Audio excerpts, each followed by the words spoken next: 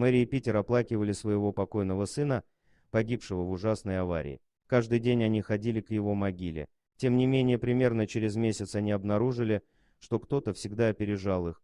Каждый день на его могилу клали новую розу. Но кто приносил эту розу? У Питера было решение, он поставил камеру, чтобы определить, кто это. Но когда он увидел этого человека, он был ошеломлен. Питер и Мэри возвращались домой после получения записи с камеры. Они были очень взволнованы, но ничто не могло подготовить их к тому, что должно было случиться. Они ждали до следующего дня, чтобы посмотреть видео. Питер и Мэри были переполнены адреналином и сомнениями, и им нужно было убедиться, что они принимают правильное решение. Когда экран дернулся и появилось всплывающее окно, Питер и Мэри наблюдали. Все, что им нужно было сделать сейчас, это нажать кнопку воспроизведения, чтобы узнать, кто все время оставлял красные розы на могиле сына. Встретятся ли они с этим человеком? Родители Мэри и Петр так и не оправились полностью от смерти их сына Майкла. Ему было всего 18 лет, когда он погиб в автокатастрофе. С тех пор они были только вдвоем, с чем им тяжело было смириться.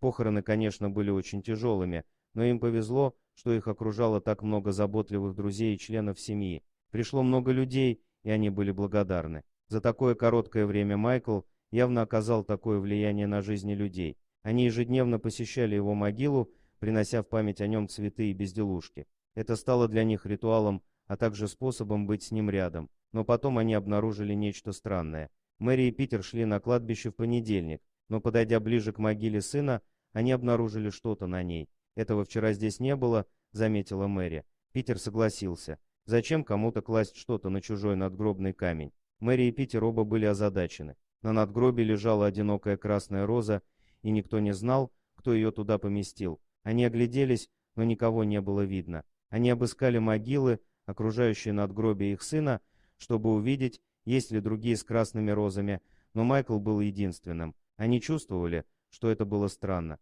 Первоначально они восприняли это как случайный акт щедрости со стороны незнакомца. Но каждый раз, когда роза увядала, появлялась новая. Их все больше интересовало, кто кладет эти розы на могилу Майкла, но выяснить это не получалось. Однажды Питер пришел домой с идеей. «Что, если мы повесим камеры?» — сказал он жене.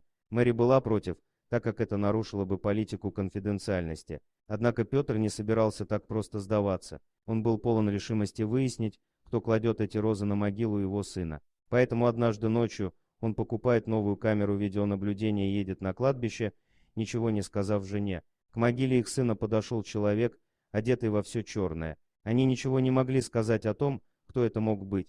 Единственной отличительной чертой была единственная малиновая роза посетителя. Что это был за человек? Он вернулся домой и забрался в постель к Мэри, которая притворилась спящей. Она знала о том, что ее муж сделал той ночью, но не стала вмешиваться. Конечно, она тоже хотела узнать, кто этот человек, но она не призналась в этом своему супругу.